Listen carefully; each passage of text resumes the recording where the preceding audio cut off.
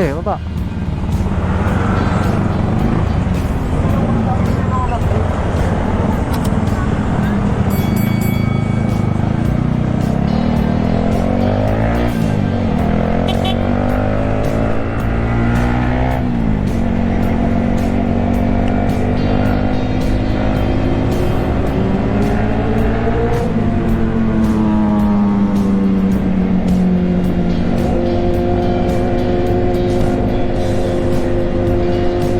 Idol! Woo!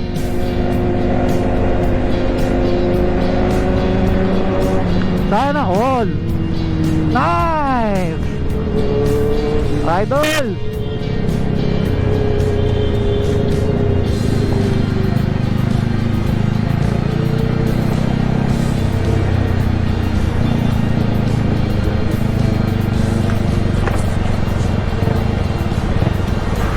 GX6R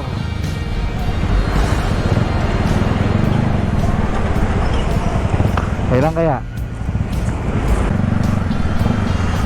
Kailan kaya ako makakabili nun? GX6R 4R GX6R na siguro mga bossing para medyo merong power, nalagdag na lang ng konti. So, kailan kaya? Ay, nako.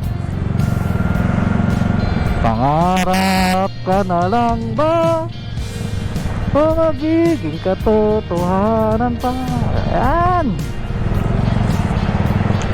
So, mga boss, nasa pintuan na tayo ng ating mga pangarap. Kasi po, ang linyang pong lingkod na si Filter Rider ay for review na ang channel natin mga boss. Nakamit na natin lahat yung yung requirement, yung 4,000 watts hour na-reach na natin. Sa sobrang kagalakan mga boss, hindi ko na siya na screenshot na na tayo for monetization na tayo mga boss. So yung notification ni YouTube, hindi ko na siya na-screenshot. Kasi pag kakita ko, clinic ko kagad baka mamaya mabawasan pa yung watch hour. Kasi mga boss, may may 1 year na yung mga ibang video natin. Kaya biglang magbawas clinic ko na.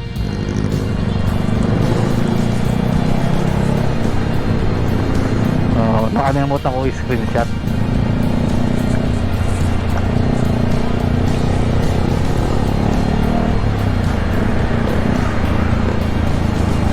Kaya na mga boss sa aking boses nag-candy kasi ako nasa bibig Wala naman kasi sa plano mga boss yung magbablog ako ngayong gabi. Nakita ko lang kasi yung yung dream bike natin na yung next upgrade na ng ating motor. Kaya natin, nagsalita na ako.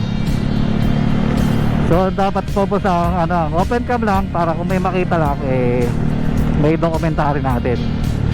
So pero wala sa plano na sasabihin ko yun na tungkol sa monetization na for review na yung ating channel para ma-monetize.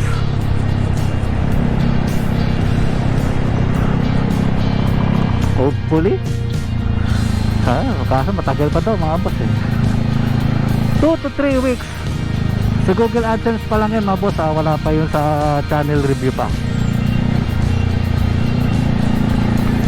Kasi sa channel review medyo matagal-tagal daw yun sabi nila Kaya possible sana bago mag birthday ko sa December monetize na ang channel natin. Sa mga mga sanay na sa monetization ng YouTube. Kasi 'di ba na po tayo na reach na natin yung requirements. Ano po yung tanong ko lang sa inyo, mga sanay na. Yung po ba yung Yung view kasi daw marireset yun eh. So yung mapapasok na views sa manonood ng mga ads na nandun na sa video ko, ano yun, magka-count na ba sa akin yun kahit hindi na ano, hindi pa nandun lang pasagot si Google AdSense saka si YouTube na ano tayo, na pumasa tayo sa review.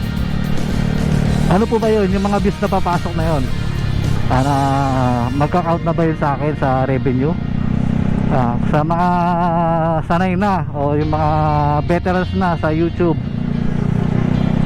ano na lang po, paki-comment nyo na lang po dyan sa baba, kasi siyempre first timer lang po tayo mga boss, kaya wala po akong idea.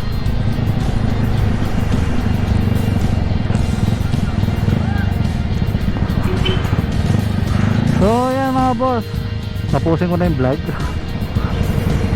So nandito na tayo sa monumento. Kaya tapusin na natin yung video. Mga boss, kung di ka pa subscriber sa aking channel,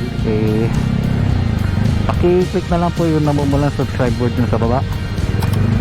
At click mo yan, lalabas yung notification bell, paki-click mo na rin para maging updated ka sa aking susunod na i-upload na video. So hanggang sa muli mga boss, kita-kita tayo next vlog. This is your Printer Rider.